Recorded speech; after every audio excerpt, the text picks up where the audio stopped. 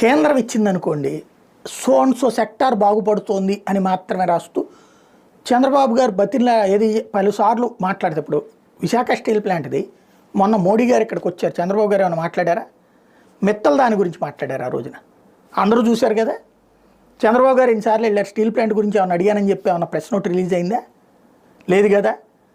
కేంద్రం ఆల్రెడీ అంతకుముందే మాట్లాడింది, డిసైడ్ చేసింది. శ్రీనివాస్ వర్మ, కుమారస్వామి ఆ టైంలో కలవటం అంతా జరిగింది. జీవీఎల్ నరసింహారావు ఫాలోఅప్ చేయడము జరిగింది.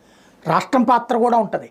కానీ ఇవాళ సక్సెస్ అయ్యి ప్యాకేజీ ప్రకటించగానే చంద్రబాబు నాయుడు లేకపోతే కనుక పల్లా గారు వీళ్ళందరూ కలిసేసి అడిగితే అక్కడ కేంద్రం చేసింది. అంతేగాని బీజేపీ వాళ్ళు ఎవడూ చేయలే, జనసేన వాడు ఎవడూ చేయలే. పవన్ కళ్యాణ్ అంతకుముందు అట్లాంటి హామీ ఏమి ఇచ్చిరాలి, ఎన్నికల్లో హామీ ఇచ్చామన్న సంగతి కూడా వదిలేశారు. అంటే వాళ్ళ కృషి వల్ల జరిగింది తప్పించి ఏం లేదు.